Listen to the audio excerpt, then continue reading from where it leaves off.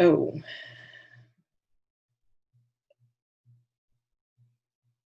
Nope, that's not what I want to do.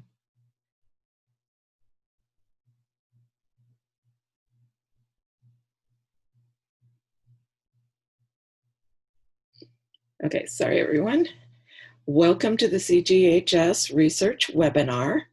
Our presenter today is Dr. Josefine Ortiz Wolfe. She is the director of the Oral Health Program at Texas Health Institute. She has over a decade of oral health leadership experience, and she is a national dental health educator and speaker. Dr. Wolfe is a registered dental hygienist, certified health education specialist, and a National Health Service Corps Scholar alumni.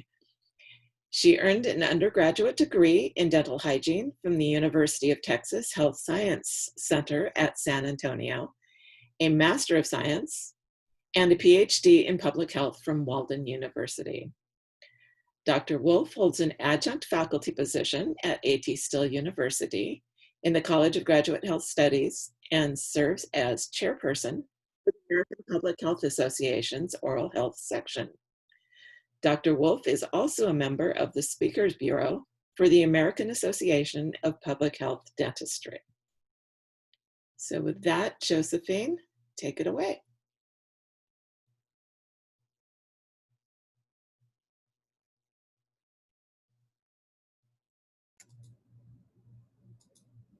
You should be on mute. Hi, everyone. Good. Thank you so much for taking the time out of your day to listen to this presentation today. Today, I'm going to be talking about our Texas Community Water Fluoridation Communication Campaign, Understanding Fluoride Hesitant Sentiments in Texas. So this project was a collaborative effort between the Texas Health Institute. We are an independent nonprofit public health institute in Texas. We also partnered with the University of Texas Moody College of Communication.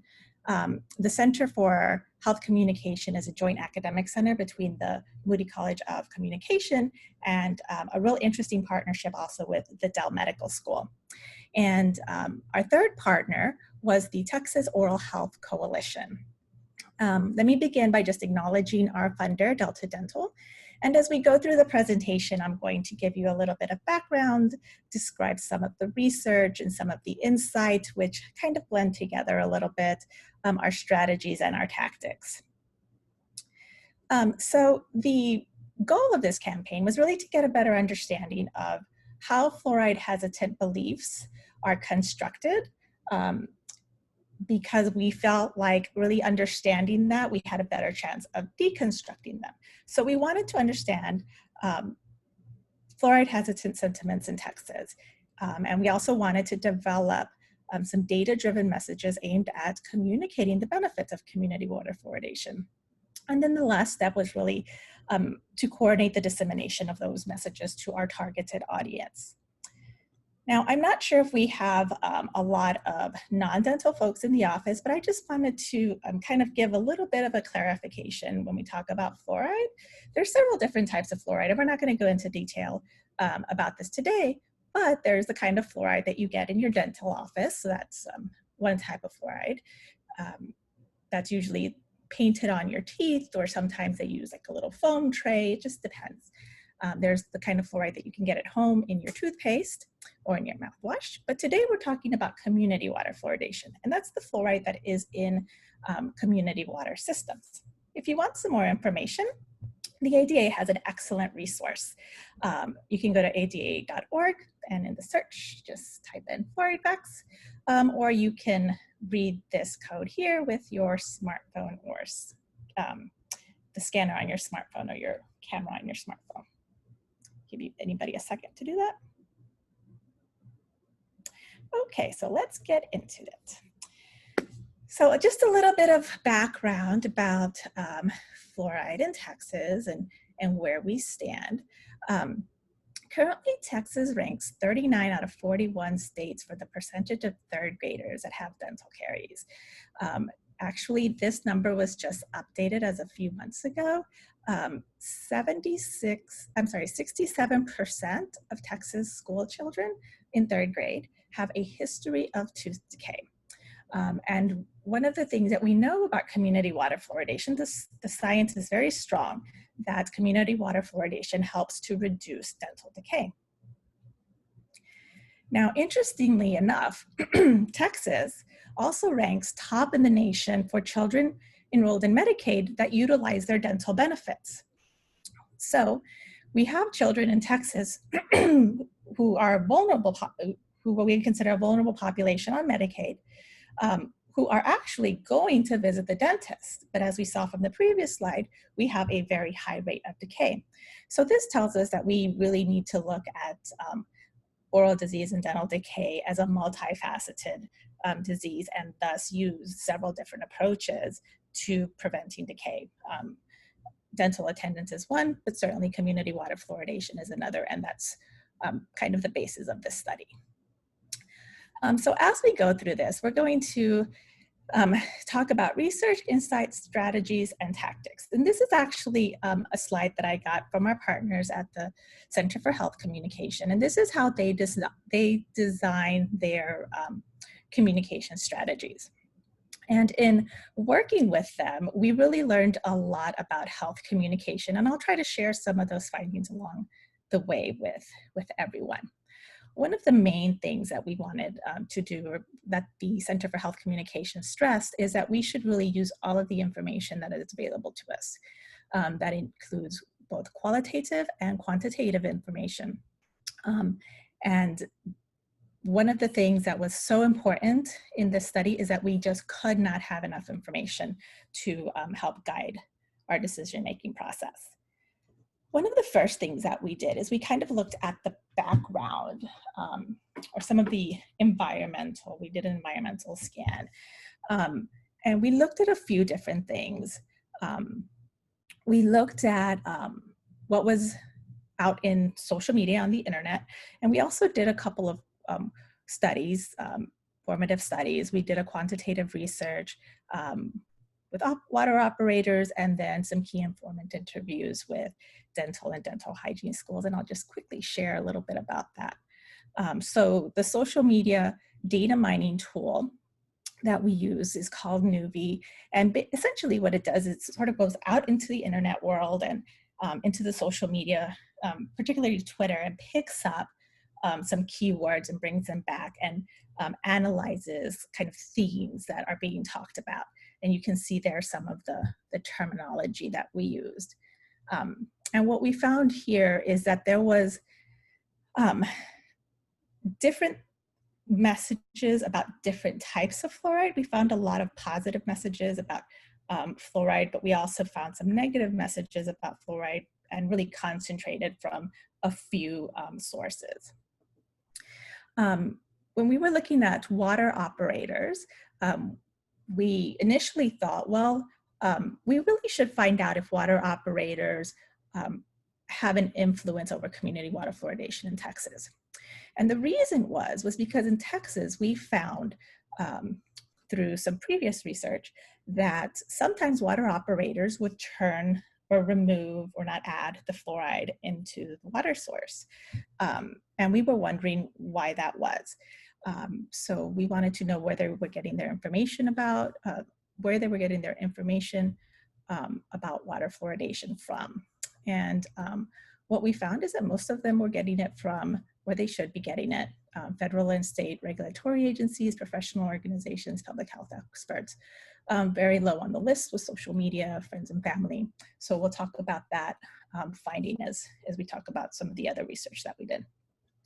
And when we talked to some of our dental faculty and dental hygiene faculty in some key informant interviews, we found that they felt that learning about community water fluoridation in the curriculum was important. And most of them did discuss how to address community water fluoridation. Hesitant sentiments, but they did not discuss how to communicate about community water fluoridation as a preventative measure.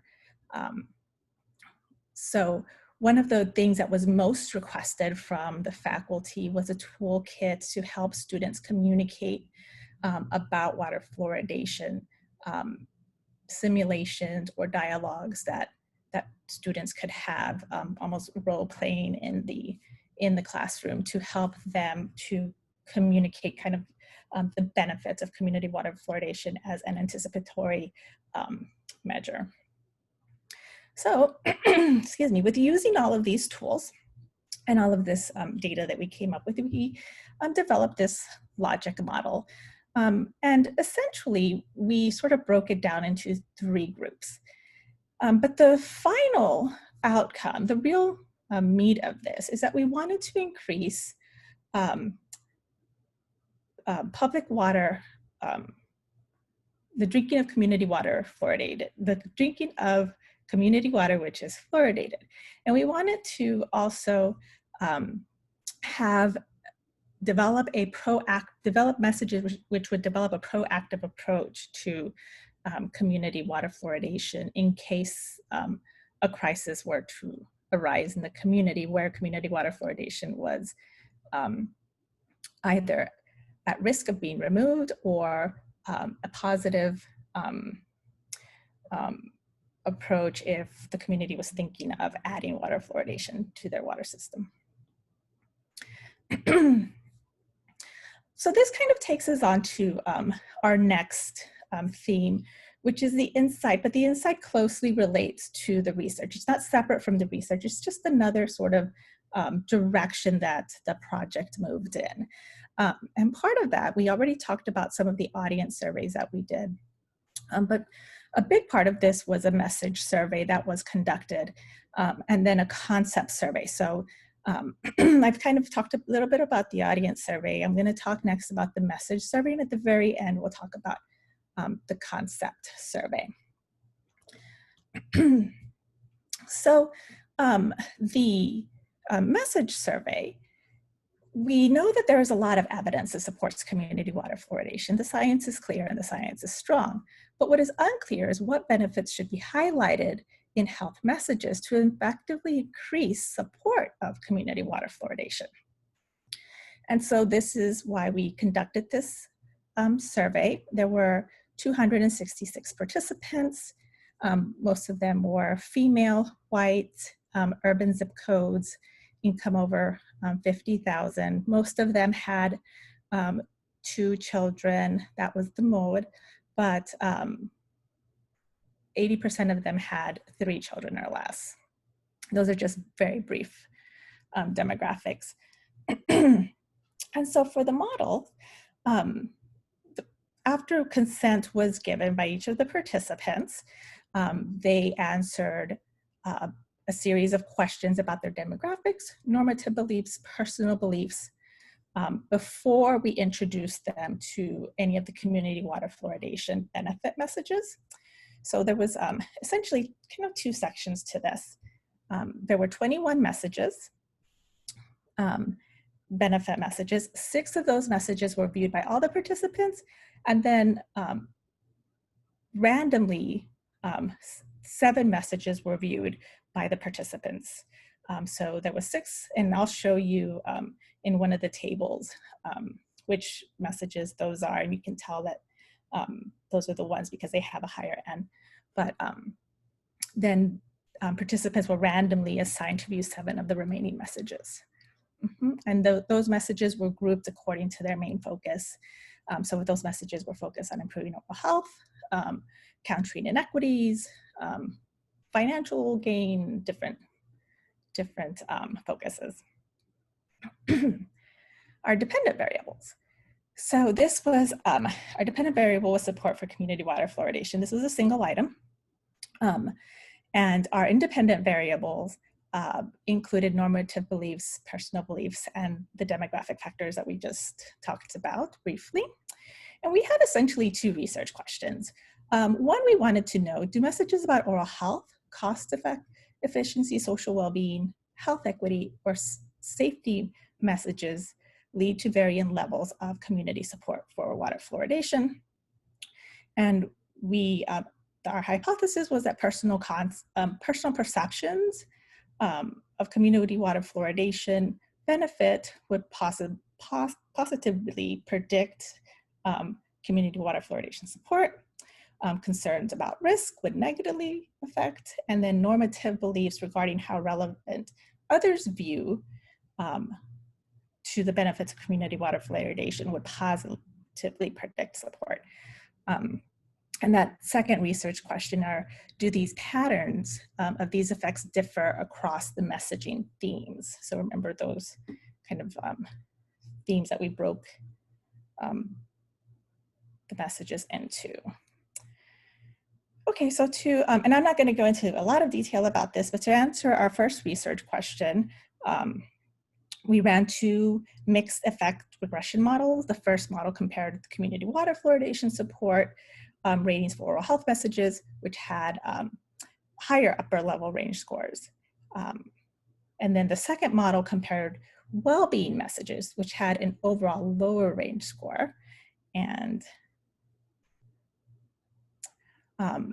the model with the social beings, remember we talked about the social well-being as a comparative message, confirmed some of the previous results, which I briefly mentioned here, but I'll talk about a little later.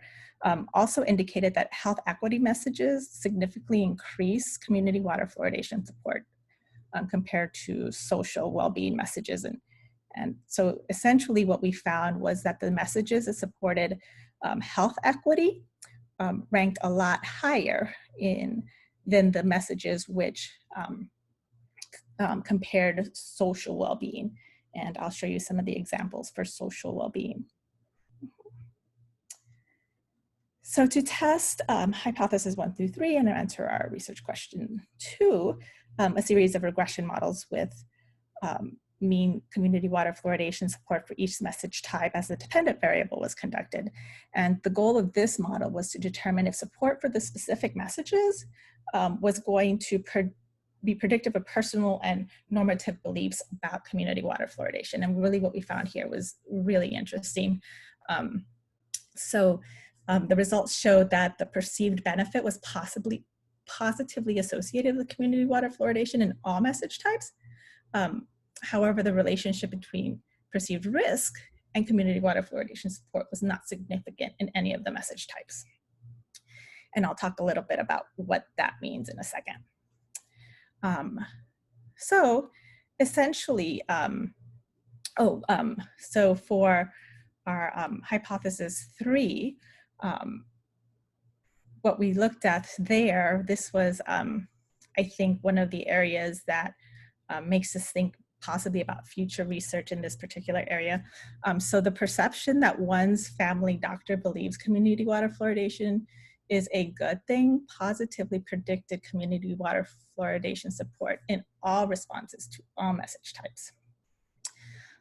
However, the relationship between community norm beliefs and dentist norm beliefs was not significantly related to support for any of the message groups. So let me just show you this. I know it's a lot of data, but I just wanted to show you how the messages were grouped. And in particularly, I wanted to show you how health equity scored really well. We did not we did not see a strong overwhelming response to individuals who felt that community water fluoridation was not safe, and we'll talk about that in a second. But particularly here, I wanted to point out the health equity score. And so here are some of the regression coefficients, and I know this is a lot of data, but I just wanted to show you here the doctor norms compared to the dentist norms. So when an individual felt like their doctor supported community water fluoridation across all of the message themes, they scored higher. But if it was a dentist support, they did not necessarily score higher.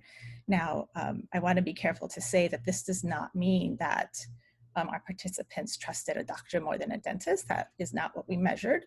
We measured their perception about community water fluoridation specifically. So this really leads us to understand that an interprofessional approach towards community water fluoridation is going to be key in our success in Texas. So here we just have some mean numbers, and I just wanted to kind of give you an idea of what people were thinking in our survey.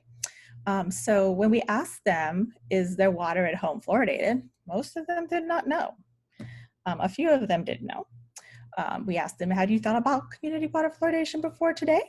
And kind of half and half. Most, a little more than half had, but really about half had not. And then we asked if they had come across information about community water fluoridation in the media or online, and that was slightly more no than yes. And then we asked them some questions about their personal behaviors. So does anyone in your home use a product with fluoride? And so what we found here is that yes, the majority were using fluoridated toothpaste, some mouthwash, some fluoride from the dentist, and 7% none.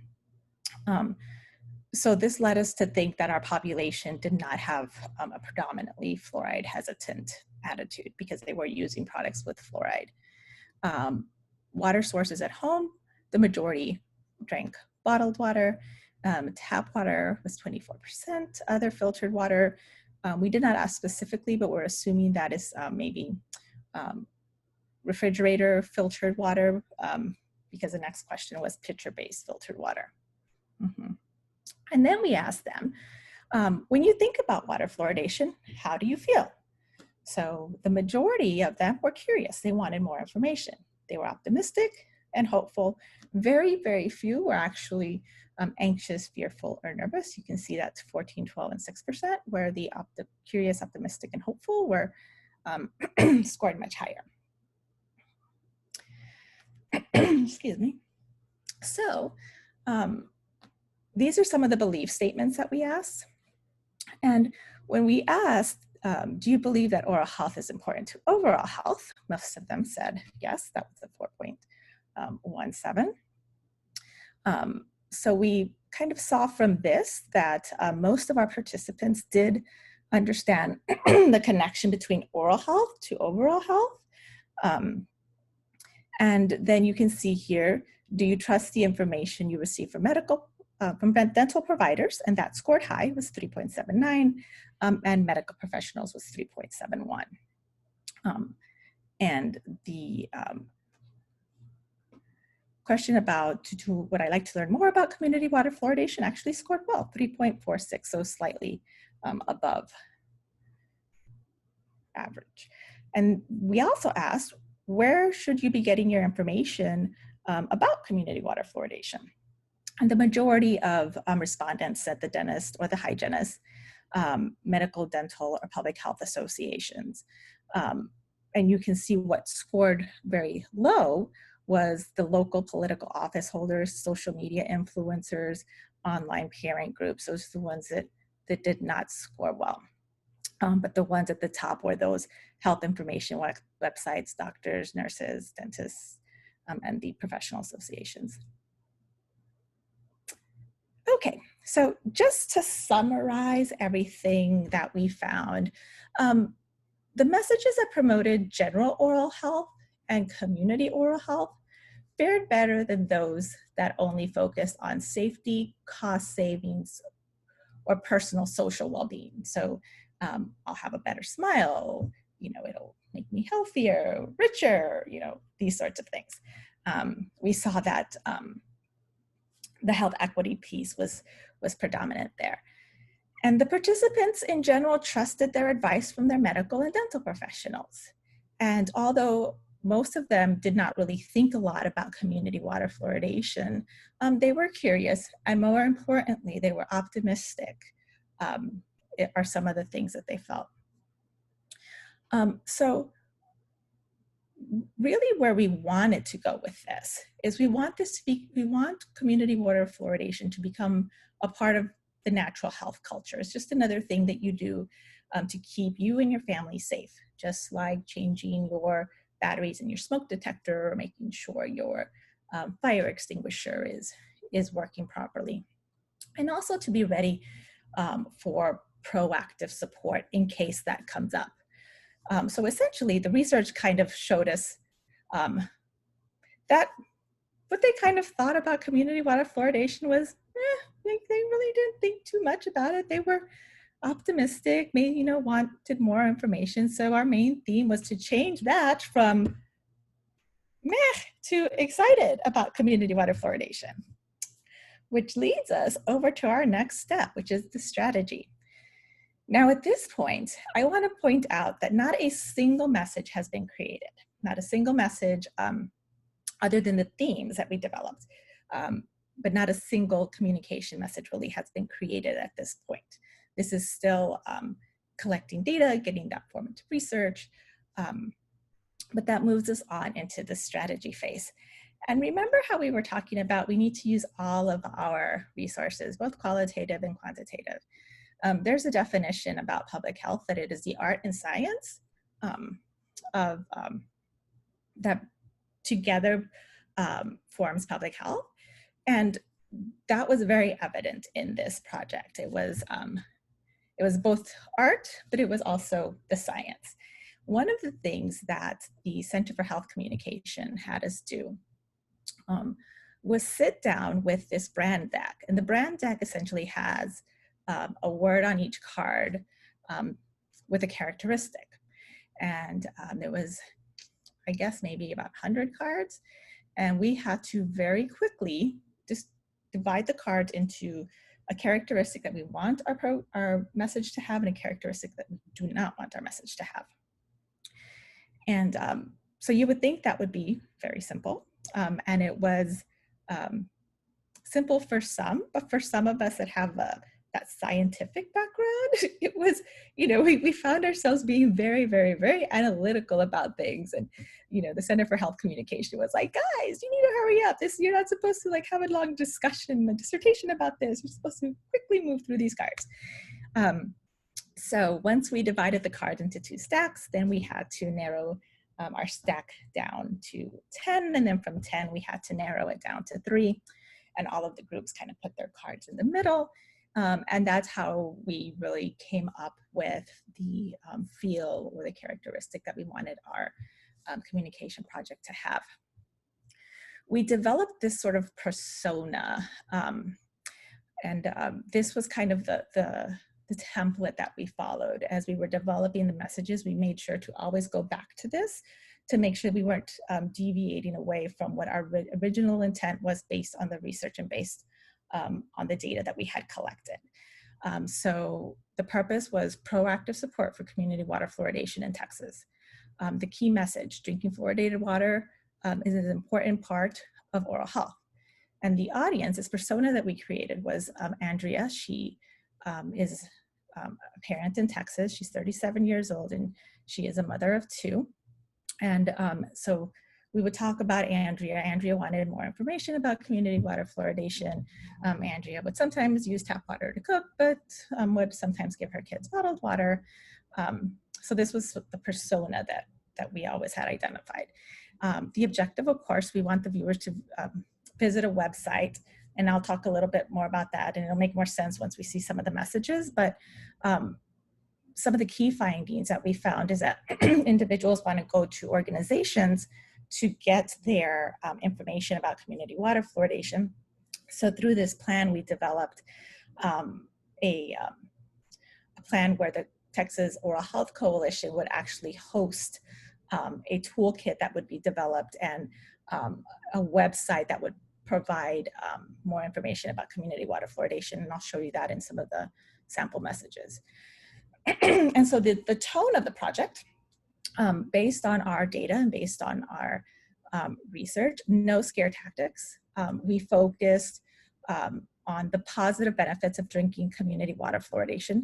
There was no focus on addressing anti-fluoridation beliefs. We did not want to create a false or invent some insecurity about community water fluoridation by focusing on the negative or the fluoride hesitant beliefs of community water fluoridation.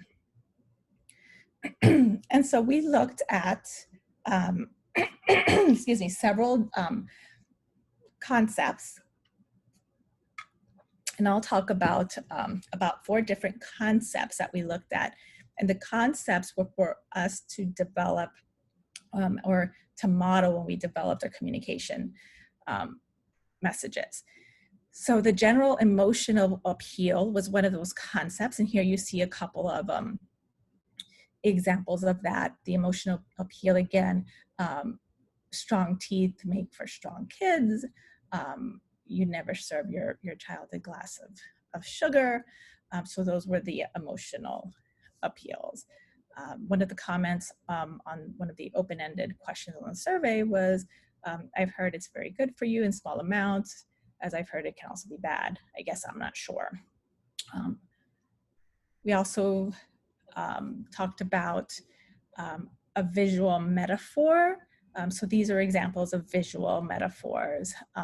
Sometimes we, in oral health, have used visual metaphors when we talk about community water fluoridation, that it is like the airbag is a secondary protection in your vehicle, where your seatbelt is the first, and visiting the dentist is protective, but community water fluoridation is an added level of protection. So those are some of the visual metaphors that we looked at. And we also looked at general oral health tips, and this is the one that I think we see the most of in communication messages. Messages talking about children missing school, or cost savings. But if you remember from our research, those are not the messages that really scored the highest. So we really took that into consideration when we were developing our health messages, and of course compared it with the themes as well. And then the protection without thinking. So there are some ads that we see that immediately what comes to our mind is, like this guy, beer, and then this one, insurance. Those things just immediately come to our mind. And that is one of the goals of the campaign, was for that protective and health equity, oral health connected to overall health, to be an automatic thought when somebody mentions community water fluoridation. Okay, so now we are at tactics. So using all of that information, the communication team came together, and we started off with about 10 to 15 ideas. And those 10 to 15 ideas were then narrowed down to about 5 ideas. And I will let you look at this. And these were the 5 ideas that ultimately, based on the research, we came up with. And I'll just let you kind of guess. We ended up with 2 that scored very well. And I'll let you just kind of guess at which ones you think those are going to be. But you can see here that one of the things, like for example, in D, we talked about water with fluoride helps a healthy smile grow. And the thought there was it was across the lifespan. E, my kid went to camp for 5 days, but their toothbrush did not.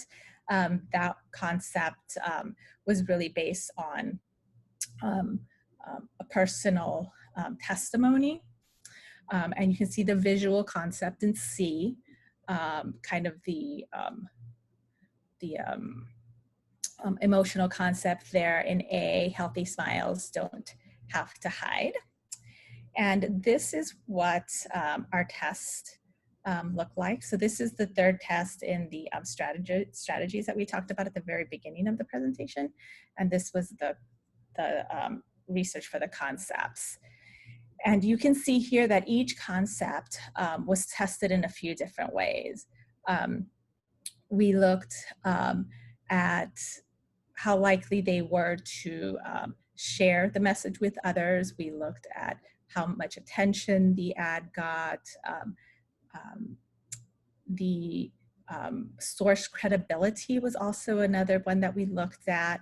And the source credibility was measured using these same messages, except one of them would have a logo, and we tested a few different ones. Sometimes it was the Texas Oral Health Coalition logo. Sometimes it was the Delta Dental logo. Sometimes we used the Fluoride for Texas. But the website was always in the message because we were also testing how likely they would be to visit the website and get more information so that they would be an informed advocate of community water fluoridation, which we kind of touched on briefly at the beginning. Okay, so have you decided which two were our top winners? Drum roll. And these were our two final messages. These are our two final messages, and this survey there were 200 participants, and we actually have narrowed it down, but I won't be discussing that today. These are the two that were finalized. These are only the concepts. They are not the final product. And it's really the theme behind the message that we are measuring. So I kind of wanted to,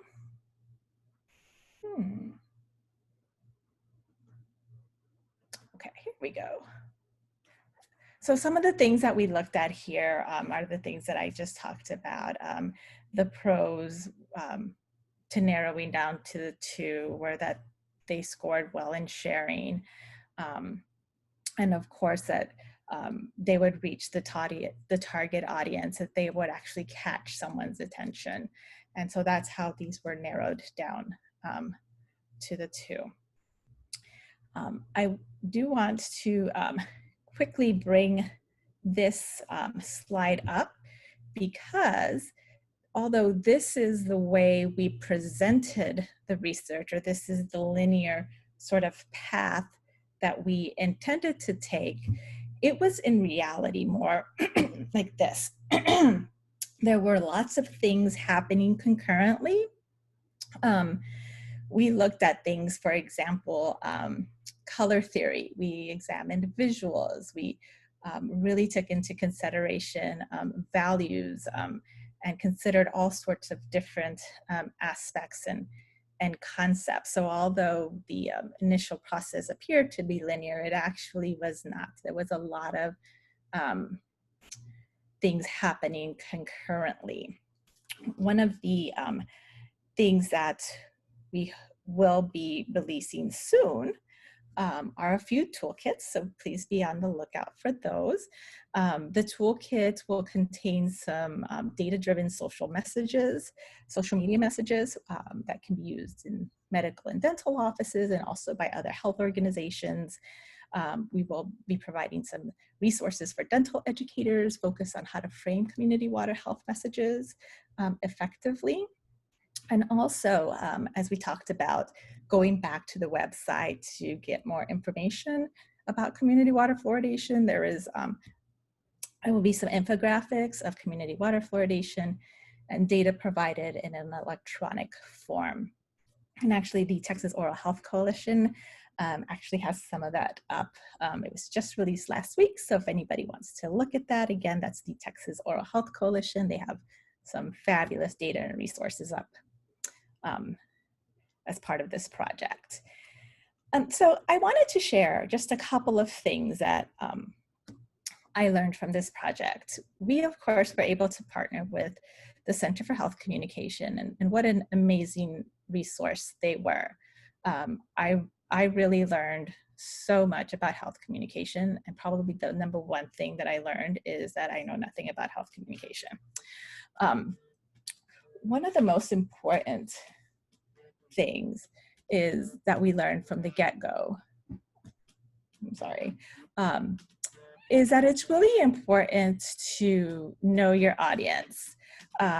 We don't want to make any assumptions about what our audience believes. So it was important to understand what their beliefs were and not assume that our population was scared of community water fluoridation or that they didn't trust their community water source, but actually to collect the data. Another thing that was really important is to have a specific purpose and message. If you remember at kind of the persona that we followed, we had a specific purpose and a specific message, and we stuck to that. If you have too many purposes or too many messages, then you're not at the point yet where you are ready to create a message. You really need to narrow it down.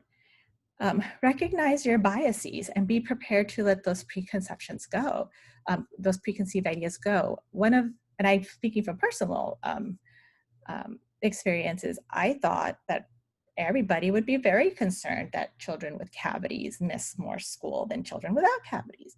But apparently, dental professionals might be the only ones that are really that concerned.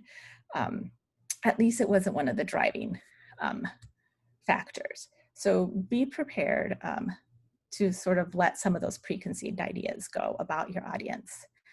And understanding how much work and effort went into creating a campaign.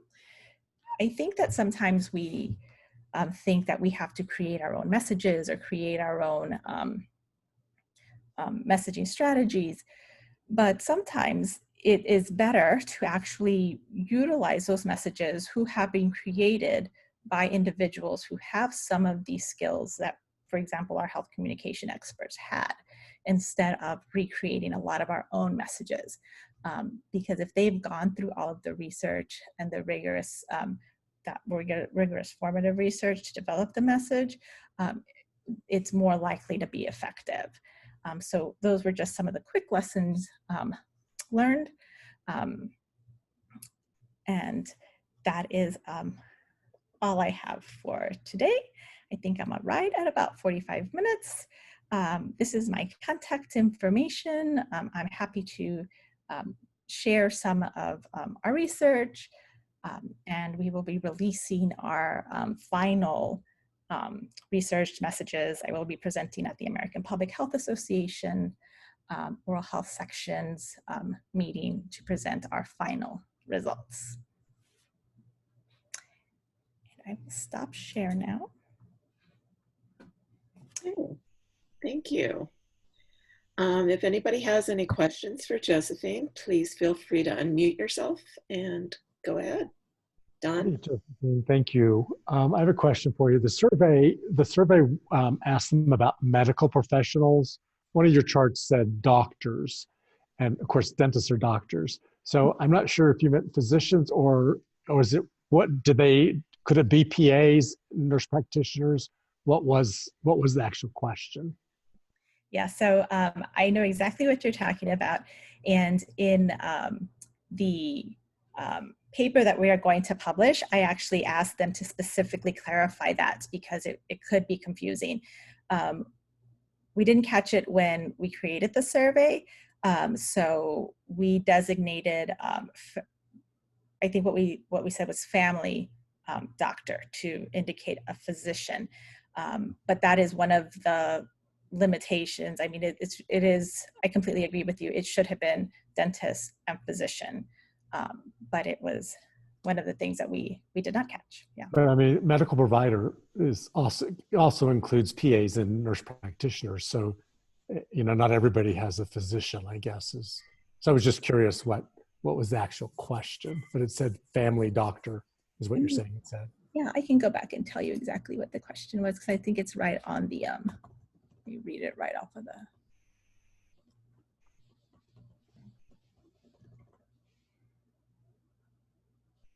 Okay, so I trust the advice and information I receive from medical professionals. And the other question was, I trust the advice and information I receive from dental professionals. Hold on, there's another one.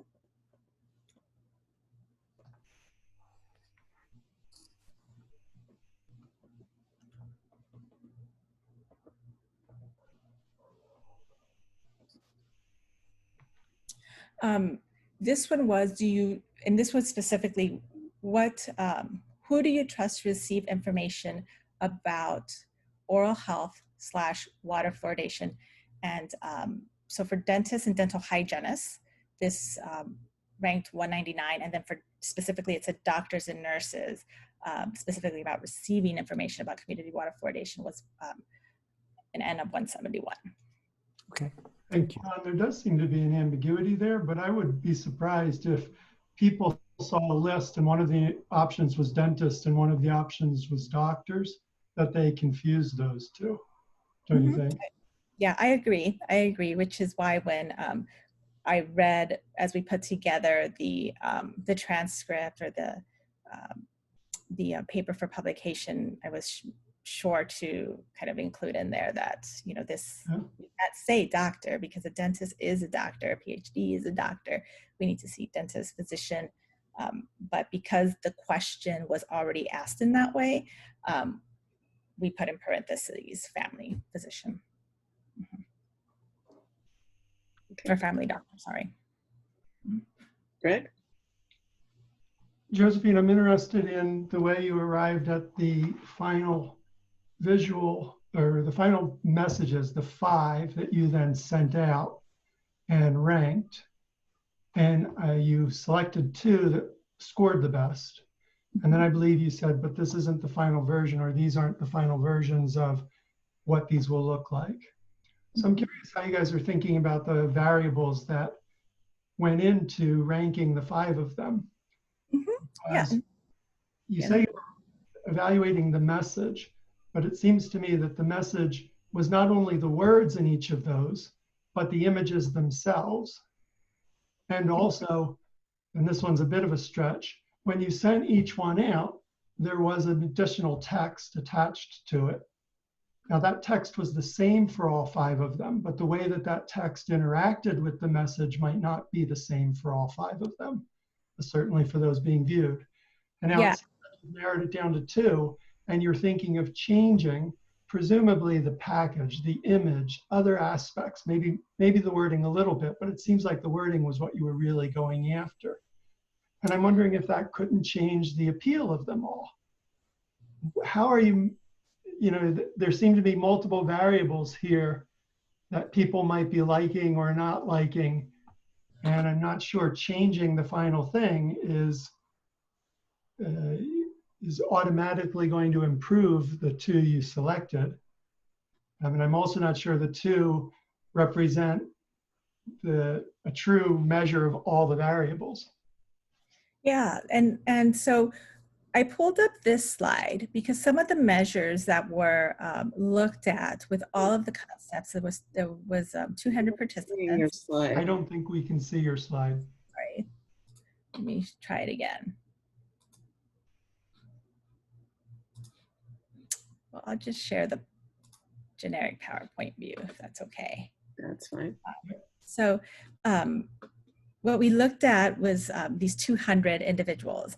And then we looked at 10 separate conditions, and each of those with the 5 concepts. So yes, I agree. If we change the, even the color scheme. So remember when I talked about several things going on at one time? One of those things was looking at different visuals and then color theory and looking at which colors kind of created which emotions. And that was really something that the health communication team led because they have those color theorists, and we actually have a digital designer that is working on the team to specifically create all of the images themselves. So the next step will be to narrow, so we've narrowed it down to these 2 using several criteria. And they were chosen based on the series of pros and cons for each message. The next step is then to finalize the images and finalize the color schemes. And some of these images, so for example, what they also wanted to look at was how likely is this particular message, or how expandable is the one particular message. So the top one here, you could essentially have 4 different messages based on each stage of the lifespan. We're also looking at whether or not we change the image to represent a certain demographic, if that will also have an impact. One of the things that we're also measuring is the personal testimonial. Because it's a personal testimonial, is having the association's logo on the message itself, is that going to either decrease the likelihood of sharing the message, increase it? But remember, the ultimate goal is to get individuals to go back to the website to get more information. Ultimately, that is what we want. And I think you're right. There's a lot of different concepts. There's a lot of different ideas. There's a lot of different variables going on at one time, which is why it was so important to always go back to that concept and that. Can you show slide number 48 again, please? The one with all 5 of them. Yeah, this one. Mm-hmm. Great, thanks. Yeah. And this is how they were actually tested. So some of them, this one is consistent for one type of testing. This one does not have any of the logos on it, but that's essentially how they were tested, and they were placed in this kind of social media platform. So of the 200 individuals, were they all women in the appropriate age range with children? For the third study, is that what you're asking? For the determination of which of these 5 ranked the highest. So we just got this information back, and the data collection is actually occurring from a survey platform that is managed by the the University of Texas. So I don't actually have all of the details yet. I don't have the raw data, but as soon as I get that raw data, that will be included at APHA. I had to save some information for the next presentation. That would be pretty relevant, wouldn't it? Because you're trying for this message to resonate most powerfully with that group. Yes, with the group Andrea. Mm-hmm. Yeah, so when the messages were, when the survey participants were selected, there were certain criteria that each survey participant had to meet before they qualified to participate in the study. Gotcha. And we narrowed that down by identifying, based on our environmental scan, about who was thinking about community water fluoridation and at what stage in the game were they thinking about it. You know, just as a quick aside, I may use this presentation for practicum students that say they want to create some educational or promotional materials, because it really does a nice job of saying, you know, you can't just make something up and think it's going to be effective. Yeah, one of the things that Dr. Mike Mackard so he's the director of the Center for Health Communication. He says, the first message that you think of, or the first message that you create when you're thinking about creating a communication campaign, is always the wrong one. Yeah. So I think that was true, because these were not originally what at least the oral health folks thought the messages would look like, but absolutely thrilled about the results. Josephine, I'm not the target audience, but those were not the 2 that I chose. I like when you put them out there, I'm like, really? Right? So I'm definitely not the target. I thought the middle one, water. But I also wonder whether or not that's sort of a bias of men and women. Like, I didn't go to the pink one. You know, a woman might go to a pink picture. My eyes automatically went to the water one that was really universal for age, didn't really apply to kids or whatever. Whereas the 2 that were chosen were really about kids, which is your target audience, which is not me. But yeah, so it's interesting. So that one actually scored 3rd. Yeah, and we're actually thinking of still looking at where it scored well to still develop that as a message. But our top 2 were, you're right. Well, were they all in order then? Now I'm curious, since that one was 3rd. So I want to say A was fourth, and this chip tooth, well, not a chip tooth, it's supposed to be like a little glass of water on the tooth. That one came in last. Yeah. Mhm. Yeah. I can see found that. D and E to be the most, what's the word for it? Basic, aimed like a child would appreciate it. Whereas the other six sort of got more sophisticated. And B, the message was really quite limited because it was that water was good for you. And the fact that fluoride matter is only in there in this one little lemon slice in the glass. So I didn't think that message was terribly strong, but interesting. Mhm. I picked B as well though, Don. I liked it the most. Mhm. So I did not like C, and I did not like A. A was the one I just didn't like. I felt like it was, I don't know, like it was unhappy kids. I didn't want to see that. It's almost a type of shaming too. If you Yeah. don't have a good smile, you don't deserve to be in the yearbook. Yeah. Mhm. Yeah. And that one did not do well. Nice work, Dr. Wolfe. Thank you. I have a question. One of the things that got me at the beginning was that significant number of your participants were really ambivalent. They just hadn't thought about water fluoride or anything. So they're kind of primed now to get information. So if you've primed them with these messages here, are you worried that now that they're paying attention, they might be more apt to pick up on any of the negatives that are out there? Mm-hmm. Yeah, so it was really important for us not to focus on any of the negatives because we did not want to create this like pseudo fear or this, create an artificial hesitance towards community water fluoridation. We strictly wanted to concentrate on the positive, and based on their responses about how they felt about community water fluoridation, optimistic and curious, that's really the direction that we were leading folks into. But I think also when we look at where they are getting their information from, remember that data showed us that it was actually very low for social media and bloggers and things like this. Another avenue that we are approaching and looking at is actually to target PTA parents because one, they're civically engaged usually, and they have, based on some of the health communications previous work, they've identified PTA parents as being trusted in the community.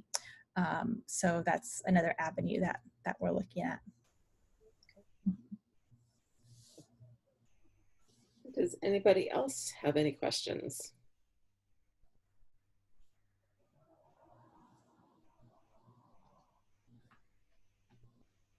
Thank you, Josephine. Appreciate you Thank stepping you. up and help and presenting. Yeah, thank you very much, Josefine. Good. Okay. Thank you very much, Josephine. All right. Thank you. It was very interesting. Thank you. Thanks. Bye.